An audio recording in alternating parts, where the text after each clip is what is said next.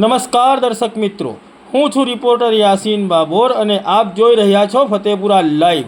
આજના મહત્વના સમાચારની વાત કરીએ તો ફતેપુરા વિધાનસભાના ધારાસભ્યની ઉપસ્થિતિમાં ફતેપુરા તાલુકા પંચાયત કચેરી ખાતે 2 મિનિટનું મૌન પાળીને સ્વર્ગસ્થ પૂર્વ વડાપ્રધાન મનમોહનસિંહને શ્રદ્ધાંજલિ અર્પણ કરવામાં આવી। તારીખ 27 ડિસેમ્બર 2024ના રોજ ફતેપુરા તાલુકાના મુખ્ય મથક ફતેપુરા ખાતે તાલુકા પંચાયત કચેરી ખાતે ફતેપુરા વિધાનસભાના ધારાસભ્ય રમેશ કટારાની ઉપસ્થિતિમાં 2 મિનિટનું મૌન પાળીને સ્વર્ગસ્થ પૂર્વ વડાપ્રધાન મનમોહનસિંહને શ્રદ્ધાંજલિ અર્પણ કરવામાં આવી હતી।